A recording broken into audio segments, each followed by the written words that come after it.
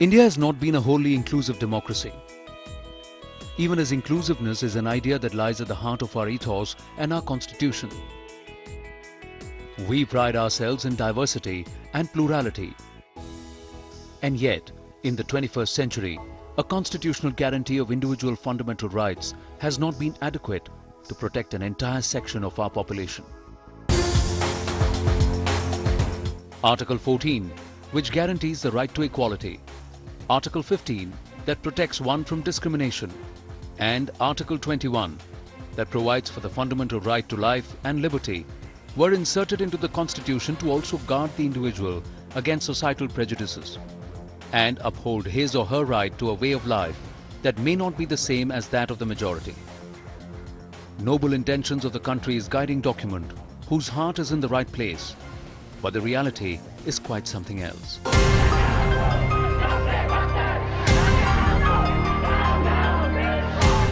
It is a travesty that the LGBT community in India is still knocking on the doors of the highest court in this country to merely have their right to their way of life to be upheld and acknowledged as legal.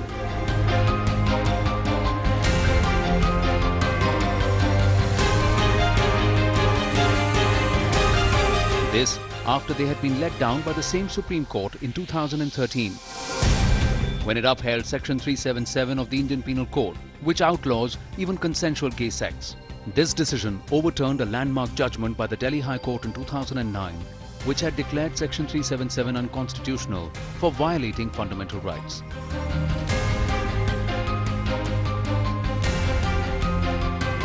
But there is some hope, and the Supreme Court appears to be changing its mind.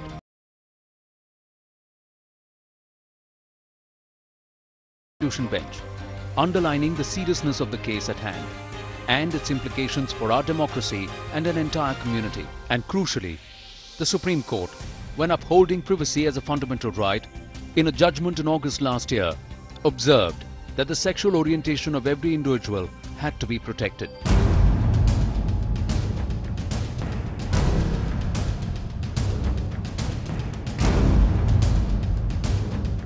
As the battle inside the court continues, members of the queer community across India, and particularly in Mumbai, have carried on their campaign to raise awareness, fight prejudice, and empower men, women, and trans individuals.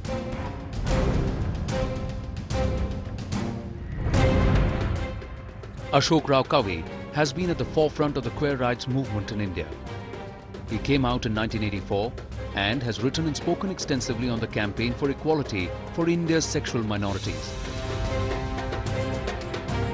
He founded India's first advocacy organization for the LGBTQ community in India, the Humsafar Trust, based in Mumbai.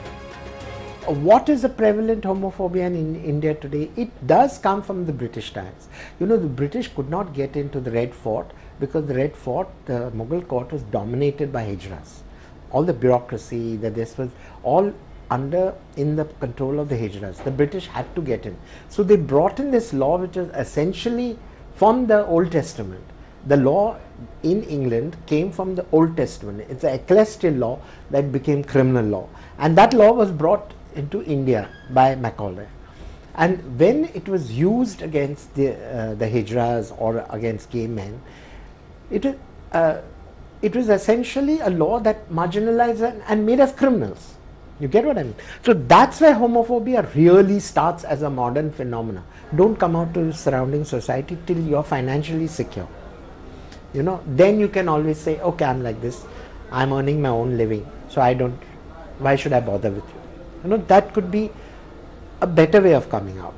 Because if you come out and your parents don't accept it, they'll take you to a psychologist, he'll give you shock treatment. Who wants that?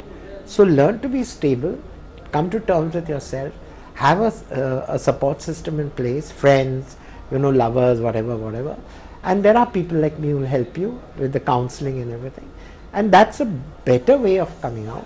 And then when you're independent and you're financially, you can come out to your parents saying, I'm not going to get married, I'm going to live on my own, which is what a lot of my advice to youngsters is, and a lot of them are taking it.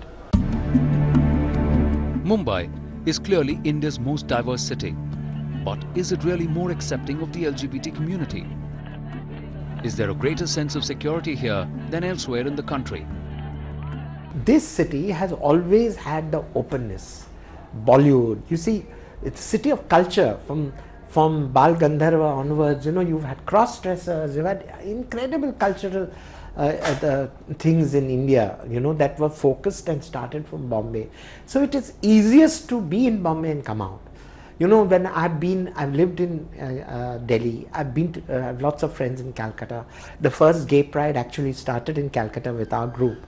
We had what is called the Rainbow Pride Walk there, and friendship walk, and it was fantastic. But Calcutta has got a very cerebral attitude to homosexuality. It's not practicing homosexuality as a cultural subset of what human culture is, which Bombay does very well. The party scene, that if you see Pride in Bombay, it's not only the biggest Pride, but 1 month before Pride, there are treasure hunts by gay men. There are cricket matches by lesbians. There's kite flying by gay groups. There are the cultural events.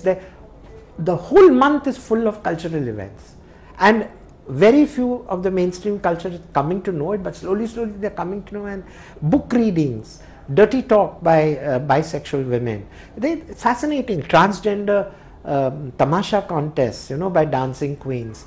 It is a very live scene, very vibrant scene. So it is great to be gay in Bombay today. Sadhya was born a woman, but realized at the age of 9 that he didn't feel like one. मुझे भी realise हो रहा था कि यार मेरी sister थी जो मुझसे बड़ी थी 2 साल, वो जैसे ग्रो करी थी मेरे सामने, मैं कुछ अलग था, मुझे वैसे सब नहीं फील हो रहा था, मुझे अच्छा नहीं लग रहा था जो वो कह रहे थे. लाइक उन्हें ड्रेसेस पसंद थे, उन्हें काफ़ी मेकअप करना पसंद था, मतलब लाइक मुझे बैंगल्स ला दो पापा या फिर नेल पेंट ला दो, तो मेरे लिए वो काफ़ी अजीब था. मतलब यार मुझे नहीं चाहिए, मुझे मेरी चॉइस ही नहीं है ये, और ये क्यों नहीं हो रहा है मेरे साथ. तो आहिस्ता आहिस्ता को पता होता है कि कुछ तो गलत हो रहा है, बट आप एग्जैक्टली पॉइंट नहीं समझ पाते कि क्या हो रहा है आपके साथ. Sadhya is among many who has had the courage to speak about his identity after having found support and empowerment at the Humsafar Trust, and an experience of rejection closer home triggered an urge to seek help. मैं एक शादी में गया था, and अभी जैसे कि family function होता है तो फैमिली को पता होता है कि ये बर्थ से एक फीमेल है, तो वहाँ पे जब लोगों को बताया गया मेरे पेरेंट्स की तरफ से कि ऐसी ऐसी चीज़ें हैं, इसका ये फिजिकल मतलब बॉडी डिसऑर्डर है, तो हम लोग चेंज करवाना चाहते हैं, अभी ये लड़की से लड़का बनना चाहती है, तो वहाँ पे जो रिएक्शन था उनका वो काफ़ी गलत था. मतलब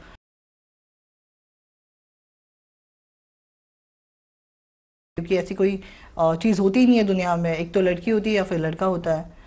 तो उस टाइम पे इतना ज़्यादा रिजेक्शन था, मतलब लोगों के माइंड में सिर्फ 3 कैटेगरी के लोग बसे हुए थे. एक तो ये लड़का हो सकती है, या फिर लड़की हो सकती है, या फिर हिजड़ा हो सकती है. सो आप डिसाइड कीजिए आपकी लड़की है क्या. मतलब वो लड़का तो हो ही नहीं सकती, बिकॉज नेचुरली वो मतलब at the time of birth वो उसके पास असाइनेड बर्थ था फीमेल, जो कि वो एक्सेप्ट नहीं कर रही है. तो फिर वो हिजड़ा हो सकती है, क्योंकि उसकी फिजिकल, जैसे कि हमारी एक ट्रीट होता है, अपने आप को ट्रीट करने का एक तरीका होता है. तो मैं हमेशा मेल के तरीके से रहता था, मैं वही चाहता था. तो उनके लिए वो काफ़ी डिफ़िकल्ट था समझना कि ये हो क्या रहा है, ये इंसान अपने आप को बताना क्या चाहता है. तो वो सबसे बड़ा रिजेक्शन था मेरी लाइफ का अब तक का, क्योंकि वहाँ पे मेरी पूरी फैमिली के लोग थे, मेरे रिलेटिव्स थे, जिनके सामने मेरे पेरेंट्स को तक काफ़ी हद तक उन्हें वो एम्बैरसिंग इंसल्टिंग फील हुआ होगा मेरी वजह से. तो हाँ, वहाँ पे मुझे लगा कि यार लाइफ का सबसे बड़ा रिजेक्शन यही है, अब यहाँ से स्टार्ट करना है. रिलेटिव ने तो रिजेक्ट कर दिया, अब देखते दुनिया क्या कहती है. Coming up on the other side, I think acceptance is key.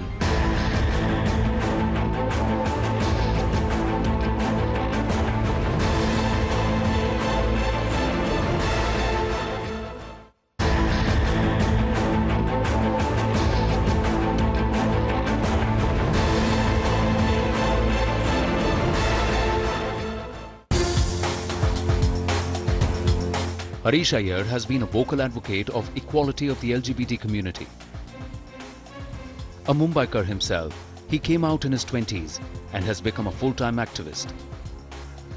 Not just to secure the rights of the LGBT community, but also survivors of child sexual abuse. Once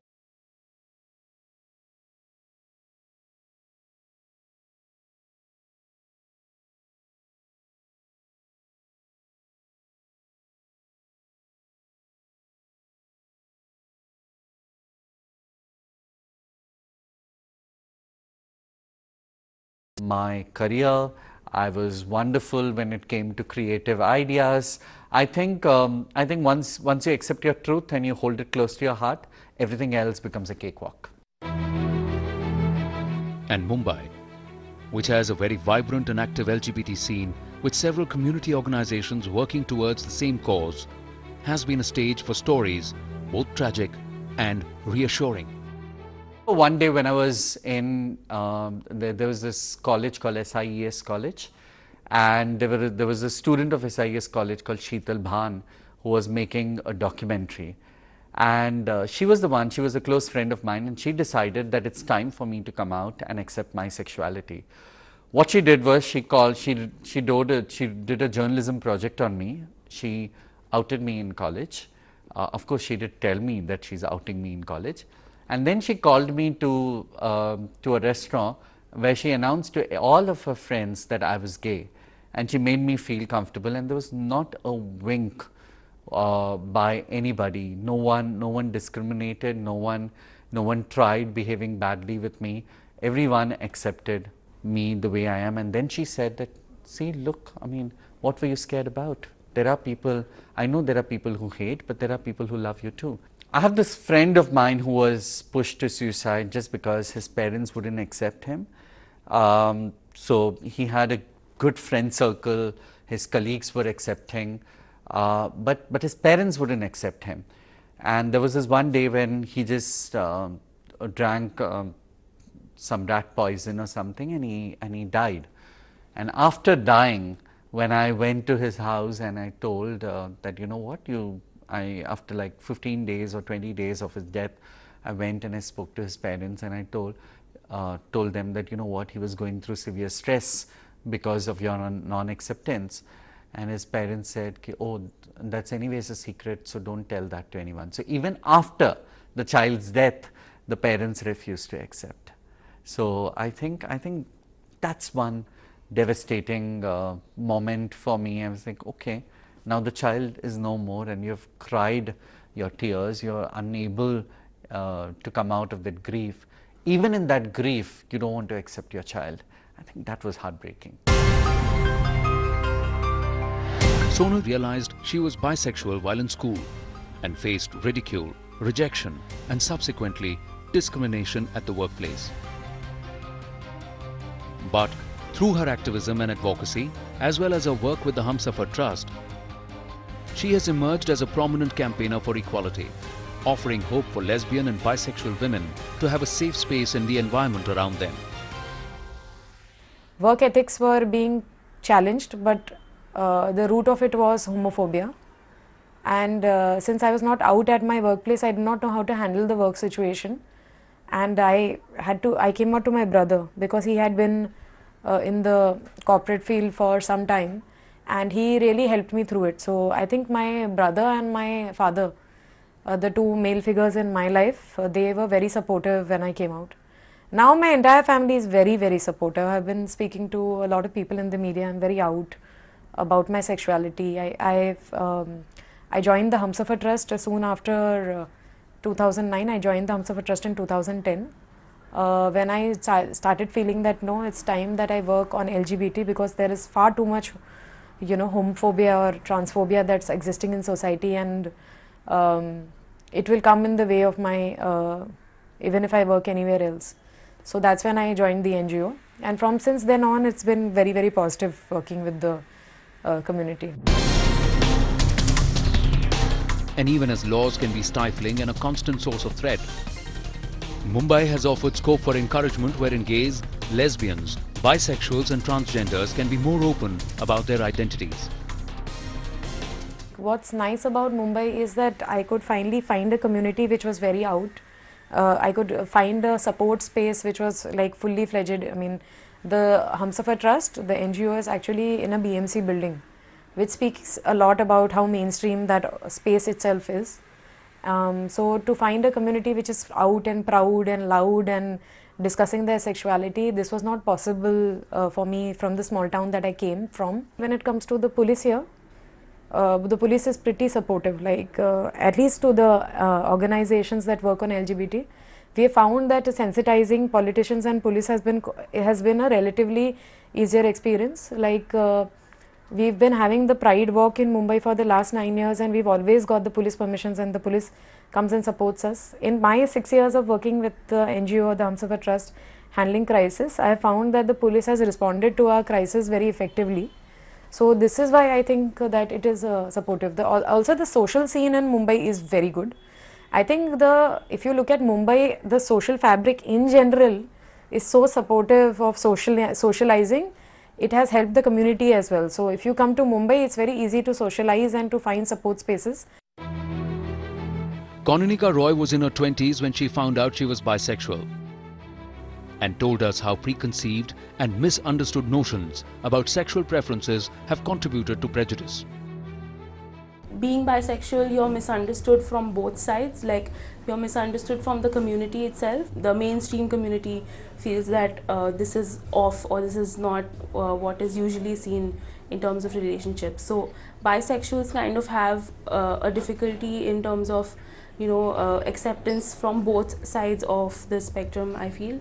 And also there is this sense that bisexuals are disloyal, or that they are confused in some way, and this comes from both sides. So being bisexual, not just in India but anywhere, it's questioned a lot.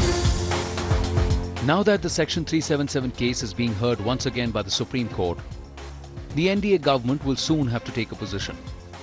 In 2013, when the BJP was in opposition, Rajnath Singh and Yogi Adityanath described homosexuality as unnatural, while Arun Jaitley spoke in favour of decriminalization. But will the NDA back LGBT rights? Or will it be held back by other constituents of the Sangh Parivar who may hold an unfavourable view? Promise had been made that unnecessary laws would be thrown out. It was a law. It was a promise made by the Modi government, and many laws were thrown out. But this law is not being thrown out. Now my feeling is that ultimately this will be smuggled in through the laws on privacy. See, the Supreme Court and the Constitutional Bench has made certain issues that your sexual orientation, your sexual life is also part of your private life, and you have the right to privacy is also a constitutional right. It's my right under the Constitution. My privacy, my freedom of expression, these are my sovereign rights. Now, under privacy comes sexual orientation. Your sexuality comes under privacy. You don't have to always talk about it, right? So if it is there, and if it is through the privacy laws, maybe that will happen, that Section 377 will be struck down. But I do not know, because looking at, we have made, and my NGO, the Humsafar Trust, has made an effort to send a whole bunch of material to every MP in Indian Parliament. What does Section 377 mean, how much it comes in the way of our daily life, as because of Section 377, blackmail in the workplace, you can stigma and discrimination, you may be thrown out of your job, you may be beaten up. All these things have been explained to Parliament. But if they choose not to listen, if they think that a law that has been imposed by the British is a very Indian law and it protects your ridiculous Indian culture, then I'm very sorry. In 2014, the Supreme Court upheld the rights of transgenders, recognizing them as a third gender. A bill to safeguard their interests is being deliberated upon, with a standing committee even recommending changes to the definition of transgenders to make it more inclusive. Subsequently, in 2017, the Supreme Court upheld privacy as a fundamental right. Will the Apex Court, which appears to have begun a process of introspection, now re-evaluate and overturn its own judgment of 2013, which had recriminalized homosexuality? Will India choose the path of inclusivity, or will our laws still be shaped by bigotry and age-old prejudices? Time will tell. I think acceptance is key, and when we speak about acceptance, we need to understand that LGBT people have accepted heterosexuals all their life. So when you're accepting an LGBT person, you are not doing them a favor, you're returning the favor.